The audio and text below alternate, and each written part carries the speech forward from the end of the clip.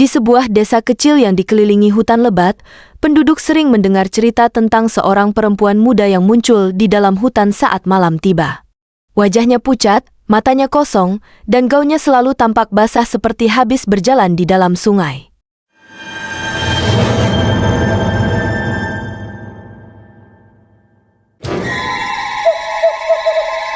Dahulu, ada seorang gadis bernama Ratna yang tinggal di desa itu. Ia dikenal cantik dan baik hati, tetapi hidupnya berakhir tragis. Konon, ia jatuh cinta pada seorang pemuda dari desa sebelah, tetapi cintanya dikhianati. Dalam keputusasaan, ia melarikan diri ke dalam hutan dan tak pernah kembali. Beberapa warga desa pernah mencari, tetapi hanya menemukan syalnya yang tergeletak di tepi sungai, sementara tubuhnya tak pernah ditemukan. Sejak saat itu, banyak yang mengaku melihat sosok perempuan berjalan di antara pepohonan dengan tatapan kosong.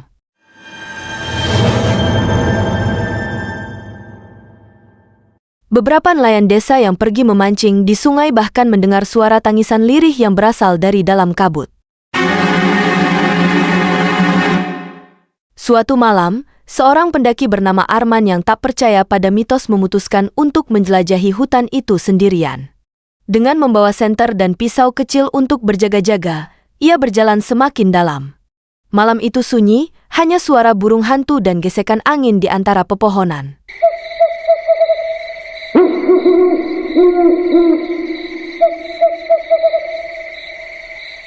Tiba-tiba, dari kejauhan, ia melihat sesosok perempuan berdiri di tepi sungai dengan gaun putih yang kuyup.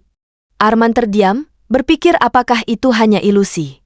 Namun, saat ia melangkah mendekat, perempuan itu berbalik. Wajahnya pucat, matanya kosong, dan bibirnya bergerak-gerak seperti ingin mengatakan sesuatu. Arman mencoba bertanya, tetapi sebelum ia bisa mendekat lebih jauh, perempuan itu tiba-tiba menghilang di antara kabut. Jantungnya berdegup kencang, dan tanpa berpikir panjang, ia segera berlari kembali ke desa. Sejak kejadian itu, Arman tak pernah lagi meragukan kisah-kisah yang diceritakan warga desa. Mereka percaya bahwa Ratna masih terjebak di dunia ini, mencari keadilan atas pengkhianatan yang ia alami. Setiap kali ada seseorang yang mengabaikan kisahnya, ia akan muncul dan memberi peringatan dengan tatapan kosongnya.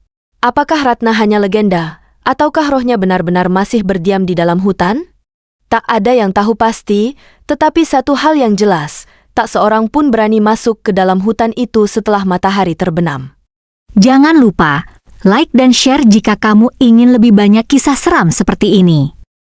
Berani temukan misteri selanjutnya? Tetaplah bersama kami.